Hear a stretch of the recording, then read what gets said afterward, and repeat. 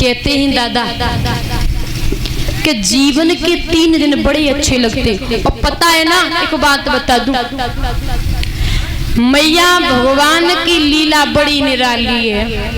प्रभु की लीला बड़ी निराली है। पता है ना, काऊ काऊ के घर में भगवान इतने बच्चे दे देता है कि मैया सुबह को ढील देती, शाम को इकट्ठा करती।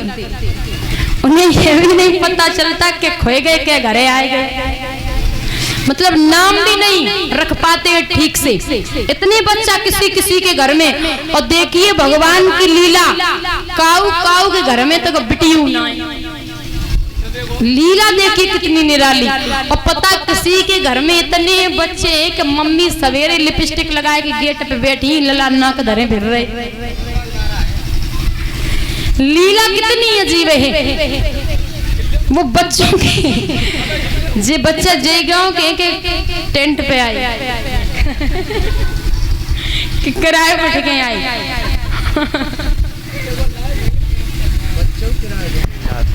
जगह बच्चों किराए पे आ। पता है ना, काऊ काऊ के घर में मैया एक बिटियू ना है। बड़ी लीला अजीब है गोविंद की। कहते हैं जीवन के 3 दिन बड़े अच्छे लगते हैं। बता दूं, जिंदगी पूरी बीत जाए, पूरी जिंदगी के 3 दिन बड़े अच्छे होते हैं। पहला दिन शादी हो करके कामिनी घर आए, पहला दिन जिंदगी का। ऐसा दिन फिर पूरी जिंदगी में नहीं आएगा। दूसरा, मैया जब घर में नाती आ जावे, ये भी दिन बड़ा अच्छा होता है। और सुनिए तीसरा, जब नाती की शादी होवे तब। अगर बूढ़े दादा दरवाजे पे बैठे हैं, तबीयत कितनी भी खराब हो, नाती की सुन लेवे कि घर में नाती आएगा तो बेहू खुश हो जाते हैं। अम्मा कहूँ पाँव डारे कहूँ गिरे फिर। सही बात है, लेकिन नाती की शादी हो तो घर में बड़ी खुशी होती है।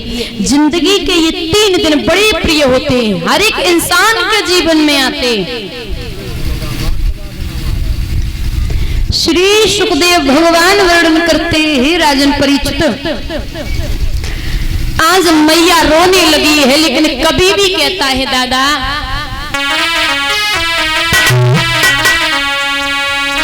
पत्थर पूजे लला मिले, खाली रहती मई नहीं।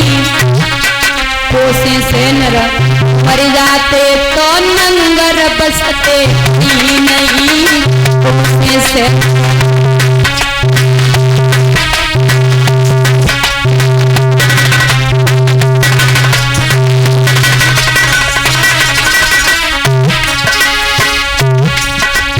गंगा नहाए वे तब पाप कटे तो धन नहीं ना सकता है। 10 रुपया में मुक्ति का द्वारा कौन नहीं पा सकता है।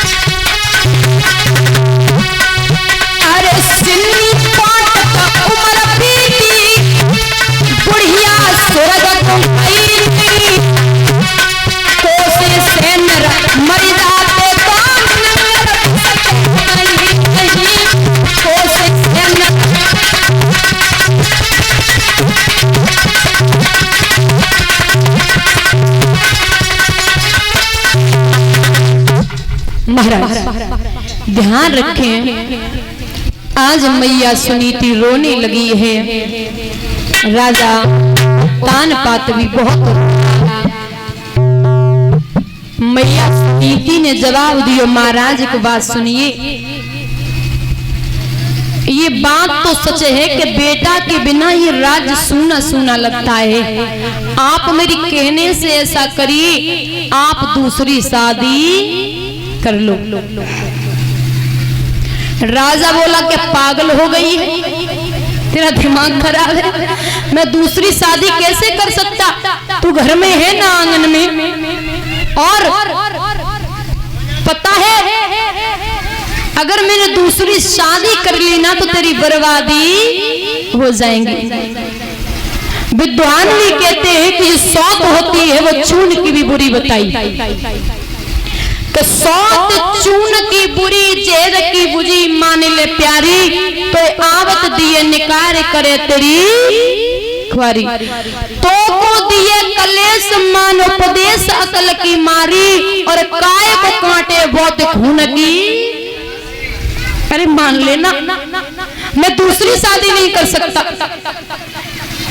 रानी ने पैर पकड़ ली, बोले महाराज करनी पड़ेगी, कोई संतान नहीं है, आगे चल के राज्य का अधिकारी कौन बनेगा, राज्य का अधिकारी कौन बनेगा, इसलिए आपको शादी तो करनी पड़ेगी।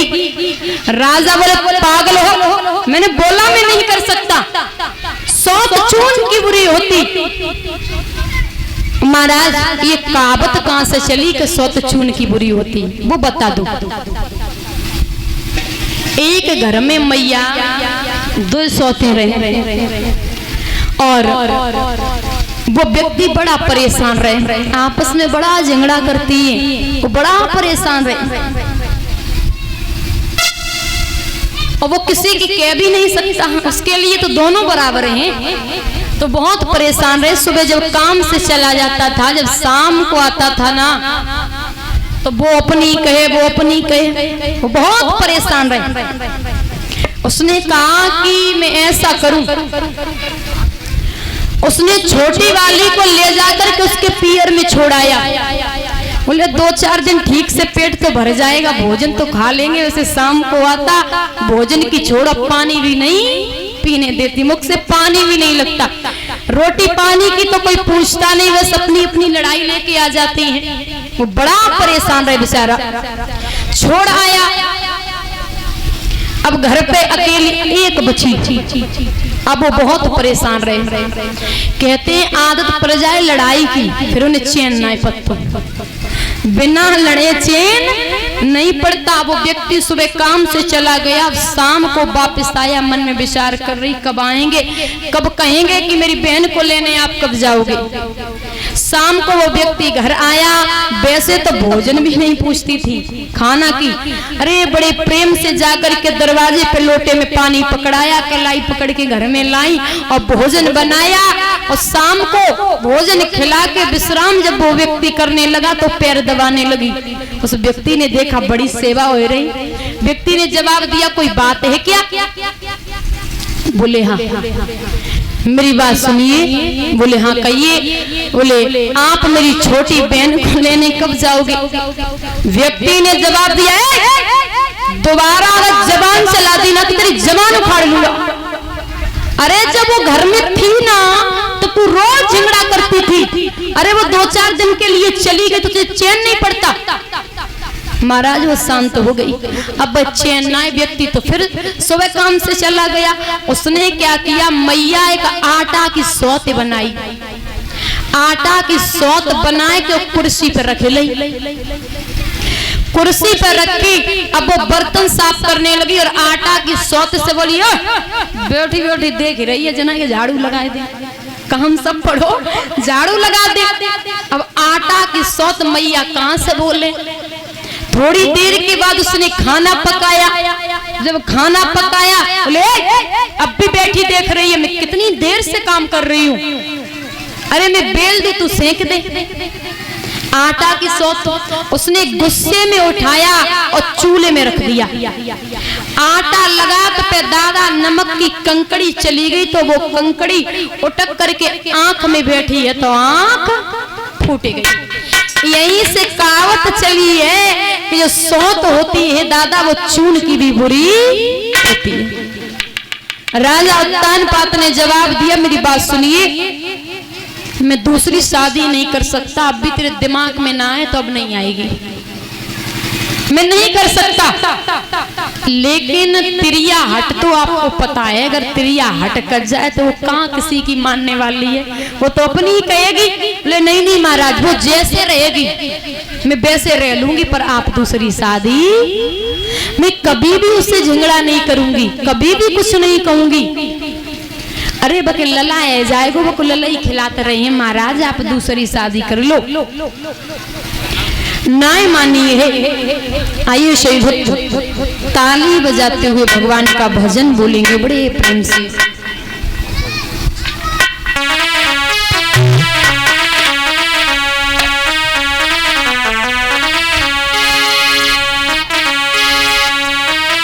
प्रीत